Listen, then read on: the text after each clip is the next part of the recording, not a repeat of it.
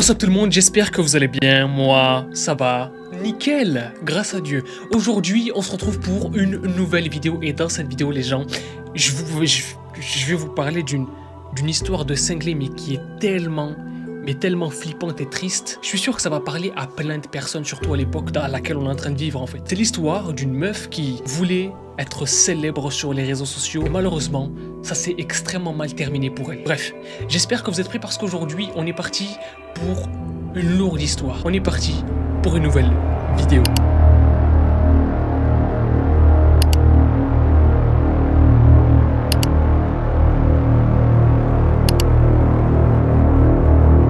Misha Agrawal, c'est l'histoire de la meuf dont je vais vous parler aujourd'hui. Elle est née le 26 avril 2000 à Prayagraj en Inde. Elle a fait une scolarité plutôt normale, etc. dans une école normale, dans sa ville natale. C'était une élève qui apparemment était extrêmement intelligente. Elle a fait des études de droit, elle a obtenu son diplôme avec mention. Bref, une personne vraiment passionnée et qui a fait pas mal de concours, etc. Une personne qui s'intéresse à énormément de choses, vraiment. En mars 2017, Misha, elle décide de commencer à créer du contenu sur les réseaux sociaux en fait. Et elle a commencé en postant du contenu sur Facebook et Instagram. La même année, elle lance The Misha Agrawal Show, une espèce de mini-série de sketch, etc. sur ses réseaux aussi, où elle parle de situations de la vie quotidienne avec un peu de sarcasme, en gros en faisant de l'humour noir un petit peu. Des délires du genre « Ah, c'est trop cool quand tu peux pas t'acheter ci ou ça », tu vois, c'est du sarcasme, parce que c'est pas cool pour de vrai. Bref, avec son humour, etc., elle réussit à quand même amasser une certaine communauté sur les réseaux sociaux. Pas mal de personnes qui commencent à la suivre parce que les gens la trouvent drôle, parce que les gens la trouvent marrante et parce que les gens la trouvent énergique et tout ce qui va avec en fait. Mais elle trouve que créer des sketchs sur les réseaux sociaux, etc., c'est pas assez.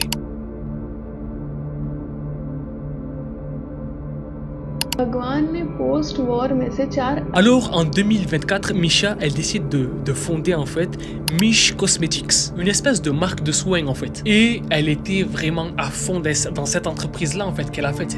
C'est un peu son petit bébé quoi. Enfin elle se dit j'ai créé quelque chose de vrai, une entreprise, un truc et tout. Donc elle s'y met vraiment à fond. Et le truc c'est que malgré le fait que bon, ça marche pas mal quand même, hein. Elle a réussi à amasser des milliers d'abonnés sur les réseaux sociaux. Elle vend quelques produits de son entreprise qu'elle a créé dans cosmétique, etc. Donc c'est déjà pas mal, tu vois. Ça lui suffit pas. Ça lui suffit pas. Parce qu'elle veut absolument avoir 1 million d'abonnés. Elle va vraiment le placarder partout, en mettant des fiches sur ses murs dans sa chambre, en mettant sur son fond d'écran, sur son téléphone, 1 million d'abonnés objectifs.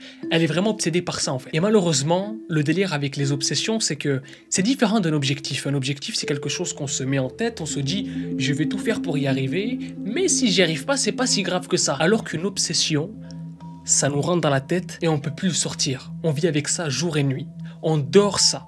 On va aux toilettes ça, on mange ça, on sort dehors ça. On n'arrive plus à se le sortir de la tête. Et pour Misha, c'est la même chose. Elle n'arrive pas à s'enlever de la tête cette idée qu'elle doit absolument atteindre les 1 million d'abonnés. C'est quelque chose qu'elle veut absolument faire par tous les moyens. À partir d'avril 2025, Misha elle va commencer à devenir un petit peu inactive sur les réseaux sociaux en fait. Et ça a pas mal alarmé ses proches. Et le problème c'est que quelques jours après, donc avoir été un petit peu inactive sur les réseaux sociaux, le 24 avril 2025, donc 2 jours avant son anniversaire, elle est retrouvée morte en fait. Sa famille, quand ils découvrent ça, sont complètement sous le choc. Les gens aussi sur les réseaux sociaux ne comprennent absolument pas, ils sont tous choqués d'apprendre ça. Et en fait, sa sœur Moukta, elle nous a expliqué que elle commençait à devenir un petit peu dépressive du fait que elle commençait à voir que son nombre d'abonnés, il baissait, il diminuait, il augmentait pas comme il faut et que finalement peut-être qu'elle allait jamais atteindre son objectif, son obsession plutôt qui est d'atteindre les 1 million d'abonnés. Et c'est grâce à sa sœur qu'on sait que du coup sur son fond d'écran, le fond d'écran de son téléphone, elle mettait littéralement ça en fait, 1 million d'abonnés. Voilà, elle était obsédée par ça. Et bien sûr je pense que vous l'avez compris, mais c'est personne qui l'a tuée en fait, entre guillemets.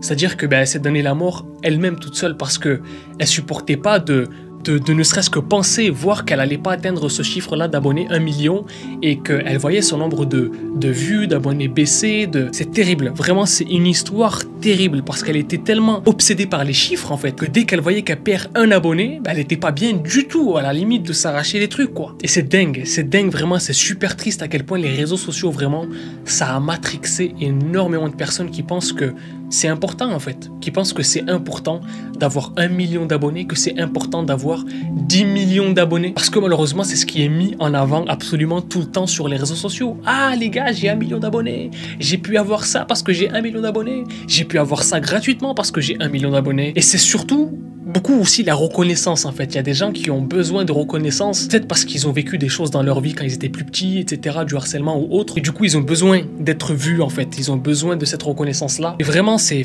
super triste. C'est super triste de voir des gens aussi jeunes en fait se donner la mort par rapport à des chiffres qui sont virtuels en fait, parce qu'il n'y a pas cette personne qui les ont suivis sur les réseaux sociaux. En tout cas, son histoire, c'est un cas de sensibilisation incroyable, vraiment. Cette histoire-là, elle sensibilise de fou. Il n'y a pas plus clair pour sensibiliser les gens que cette histoire-là en fait, sur la quête des abonnés, la quête des vues, la quête des likes. C'est un truc qui obsède les gens en fait. Bien sûr, la famille du coup continue à rendre hommage à Misha en continuant son entreprise de cosmétiques, etc., pour que ça continue de tourner en fait. Et le plus triste, vous savez, c'est quoi? C'est que je pense qu'elle aura ses 1 million d'abonnés, mais le plus triste, c'est qu'elle les aura qu'une fois, puisque là, elle est morte en fait. Et ça, c'est un truc que j'ai remarqué et qui arrive de malade en fait sur les réseaux sociaux. C'est-à-dire que à partir du moment où une personne qui était un petit peu célèbre au public est morte, des gens vont s'abonner à son compte en masse. Perso, je trouve ça super bizarre de faire ça. Parce qu'en fait, les personnes qui vont s'abonner à ce compte-là, une fois que la personne elle est morte, ça veut dire quoi du coup? Ça veut dire qu'elle est plus importante maintenant qu'elle est morte? Ou vous voulez dire, ah, je la suivais au moment où elle est morte? Je trouve ça un peu bizarre. Et comme je vous l'ai dit, bah, ça m'étonnerait même pas qu'elle atteigne les 1 million d'abonnés en fait, une fois que maintenant, malheureusement, elle est morte. Enfin bref, c'est une histoire vraiment super triste, vraiment pour les personnes qui voient cette vidéo et qui voudraient se lancer sur les réseaux sociaux, avoir plein d'abonnés, des trucs, etc., etc. Vous prenez même pas la tête pour ça en fait. Faites-le à la base parce que vous kiffez vraiment ça. Et je peux comprendre qu'il y ait des gens qui soient là en mode oui, mais moi je fais ça pour l'argent, on a besoin d'argent, nanana. Il n'y a pas de problème, mais sachez que à partir du moment où vous faites quelque chose que vous aimez, l'argent va automatiquement venir en fait. Et de plus en plus, ça, c'est une plateforme qui le montre et qui c'est pas mal, c'est TikTok. C'est-à-dire que, et ça c'est un truc que j'ai remarqué, mais sur les réseaux sociaux, surtout en ce moment-là, depuis qu'il y a eu des cas un petit peu comme ça, il y a de plus en plus de personnes qui émergent, qui sont poussées par les plateformes parce qu'elles font du contenu qui est intéressant, du contenu qu'elles aiment, sur la science, sur des livres, sur les films, etc., etc. Mais bref, vraiment, je trouve ça, cette histoire vraiment super triste parce que elle était super jeune en fait, elle avait quel âge? 25 ans? Elle avait toute sa vie devant elle, c'est vraiment horrible. Bref, dites-moi dans les commentaires si vous connaissiez cette histoire-là, l'histoire de Misha, du coup la youtubeuse, l'influenceuse qui voulait absolument atteindre les 1 million d'abonnés et qui s'est donné la mort à cause de ça. Dites-moi-le dans les commentaires. N'oubliez pas de liker cette vidéo si jamais elle vous a plu, si elle vous a servi à quelque chose. N'hésitez pas à la partager aussi, peut-être que ça peut sensibiliser des gens sur le sujet. Et puis voilà, abonnez-vous à la chaîne si vous êtes nouveau et que vous kiffez le délire de la chaîne. Moi je vous dis à la prochaine pour une nouvelle vidéo. Peace out, kiffez la vie et la paix sur vous.